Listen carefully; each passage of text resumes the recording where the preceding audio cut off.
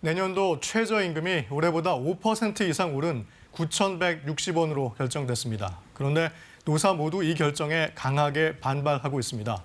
고용노동부를 출입하고 있는 김지숙 기자와 함께 최저임금 관련 쟁점들 자세히 알아보겠습니다. 자, 김 기자, 내년도 최저임금 어젯밤 늦게 결정이 됐죠? 네, 그렇습니다. 어제 오후 3시에 심의를 시작했는데요. 네. 정해와 속개를 반복하다가 밤 11시 55분쯤 돼서야 올해보다 5.1% 오른 9,160원으로 결정됐습니다. 네. 그러니까 어제 저희 뉴스라인 시간에 결정이 됐다는 건데 그 과정도 순탄하지 않았다면서요? 네, 그렇습니다. 어제 3차 제시안에 이어서 4차 제시안, 노사가 각각 10,000원과 8,850원으로 하자는 안까지 나왔거든요. 네.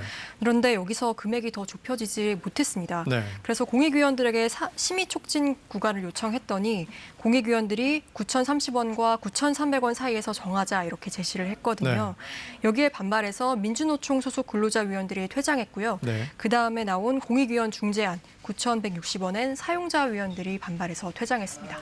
그럼 결국 공익위원 중재안으로 결정이 된 건데 5.1%의 인상률, 예년에 비하면 어떤 건가요?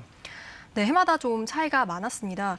2018년엔 16.4%, 그 다음 해엔 10.9% 올라서 2년 연속 10%가 넘었습니다. 네. 그런데 그 다음 2년은 또 1에서 2%대에 그쳤던 점을 감안하면 제한적 인상이라고 볼 수 있겠습니다. 네. 좀 더 자세히 들어가 보겠습니다. 구체적으로 5.1%의 인상률 어떻게 나오게 된 겁니까? 네, 경제 상황이 나아지고 있다는 지표를 활용했다는 게 공익위원들 설명입니다. 네. 좀 더 자세히 들여다보면요. 기획재정부, 한국은행, KDI 3개 기관의 평균 전망치인데요. 내년 경제 성장률 평균 4%를 반영했고요. 소비자 물가도 오를 걸로 전망되는데 그럼 그만큼 임금도 올려야 한다는 겁니다. 네. 다만 취업자가 늘어나는 만큼 임금은 줄어든다고 보고 취업자 증가율을 빼서 5.1%, 그러니까 9,160원이란 금액이 나온 겁니다. 그렇군요. 이게 나름 논리적인 것 같은데 문제는 노사 모두가 반발한다는 거죠. 먼저 노동계의 반발 이유는 뭔가요? 네, 우선 노동계 최초 요구안이 지금보다 24% 정도 1,800원까지 올리자는 거였습니다. 코로나19로 인해 불평등이 심해져서 대폭 인상을 요구했던 건데 네. 소득 격차를 줄이기엔 이 9,160원이 턱없이 부족하다는 겁니다.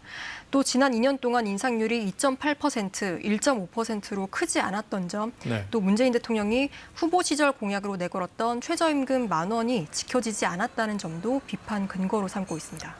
네, 그렇군요. 그 사용자 측 반발은 아무래도 코로나로 어려운 상황을 좀 감안해달라 뭐 이런 거겠죠. 네, 맞습니다. 중소기업계 소상공인 단체들은 경제 지표가 나아지고 있다고는 하지만 실제 체감은 전혀 안 된다고 네. 주장을 하고 있습니다. 안 그래도 지금 여력이 없는데 최저임금까지 오르면 영세한 중소기업과 소상공인들이 버틸 수가 없다. 그렇게 되면 취약계층의 일자리가 없어질 수도 있다고 지적하고 있습니다. 자, 이렇게 노사가 팽팽히 맞서고 있으면 정부도 그냥 지켜볼 수만은 없을 것 같은데요. 네, 우선 정부 보완책도 추후에 마련될 걸로 보입니다. 네. 김부겸 국무총리가 최저임금을 안착시키기 위해 사업장을 지원해달라고 정부 관계부처에 당부를 하기도 했고요. 최저임금을 준수하는 사업장에 지급하는 일자리 안정자금을 확대하는 방안이 유력해 보입니다. 자, 이번 최저임금 결정이 좀 관심을 받았던 게 문재인 정부가 내걸었던 10,000원 공약이 이제 이루어질 수 있는 마지막 기회였기 때문인데 이거에 대한 어떤 청와대 입장 들어보셨습니까? 네, 청와대 서면 질의응답에서 밝힌 내용이 있는데요. 네. 소상공인과 경제 여건, 고용 상황 등 사정을 종합적으로 고려한 거다, 높이 평가한다라고 했는데 네. 딱히 10,000원 공약에 대한 언급은 없었습니다. 그래서 혹시 이에 대한 입장이 있었는지 물었더니 2018년과 2019년 두 차례 문 대통령이 약속을 못 지켰다며 송구하다고 밝힌 내용으로 가름한다고 했습니다. 그렇군요. 자, 그럼 마지막으로 남은 일정은 어떻게 되나요? 네, 고용부는 이르면 이번 주에 이 내용을 고시할 걸로 전해졌습니다. 노사 어느 쪽이든 재심의를 요청할 수는 있지만 지금까지 그게 받아들여진 적은 없어서 큰 이변이 없다면 지금 그대로 다음 달에 고시될 걸로 보입니다. 알겠습니다. 지금까지 김지숙 기자였습니다.